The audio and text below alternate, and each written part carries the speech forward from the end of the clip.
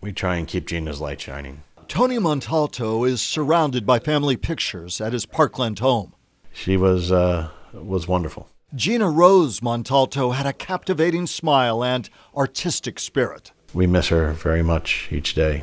Answers seem so obvious now. We look at the school safety triad, enhanced campus security, better mental health screening and support programs, and finally, should you choose to own one, responsible firearms ownership. If only the obvious had been evident 4 years ago. And sadly, all three of those things failed us on Valentine's Day in 2018, when my daughter Gina and 16 other wonderful souls were taken from their families and our community. An angel keeps watch over 14-year-old Gina now. The quote, "Tell the sun and stars hello for me," is inscribed on the bracelet her dad wore when we sat down. In 2018, we saw political courage. Montalto is president of Stand with Parkland, a group founded by the families who lost loved ones. We saw Republicans and Democrats come together and work across the aisle to craft the Marjorie Stoneman Douglas High School Public Safety Act. Called on the legislature to give me a bill that will allow us to make our schools far safer. Montalto and other parents were there as then Governor Rick Scott signed the act into law. It provided money and guidance on how to secure the campus better. It provided increased funding for mental health programs for our students. It also made the most significant changes to Florida firearms law in the last 20 years. No longer can someone under the age of 21 purchase a firearm under Florida law.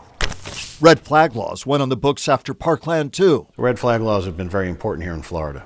They've been used almost 5,000 times in the last 4 years. They help protect law enforcement as they do their jobs. They help to allow people who are having difficulties to have their weapons removed and allow them a chance to get help.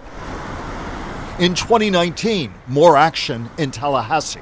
We saw important things like the creation of the Office of Safe Schools and the work on behavioral threat assessment teams being a requirement here in Florida. 2020 included change in the name of another young Parkland shooting victim.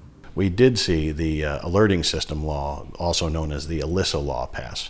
And now this is important because it helps add panic alarms to our schools and connect them to emergency services faster. And in 2021 came passage of the Parents Need to Know initiative. We realized that we didn't know about the threat. The mental health professionals in the area knew that there was a threat to the school. The school knew there was a threat to the school. Law enforcement knew there was a threat to the school. But nobody told the parents. So now it's a requirement under Florida law to have parents notified if there's a threat to the school, to school transportation, or to school-sponsored events. There is a constant push for change, though at times the heartbreak is paralyzing. It's very difficult. Some days I just can't do it, and that goes for all our families. Some days we do spend that day curled up in a ball. But this dad and airline captain knows only one way: forward, decisively. Never-ending work, now a life mission. I see the beautiful portrait of Gina over your shoulder. That's what keeps you going. It does. Gina was a great kid. She was a fantastic daughter, great older sister. She was a straight A student. She was a Girl Scout. She was involved in our church group. Looking beyond their pain to a purpose on behalf of schools everywhere. And we need to honor them and carry on their legacy. As for my family, we always said that Gina would go out and change the world. And now, through her message, we're trying to do that.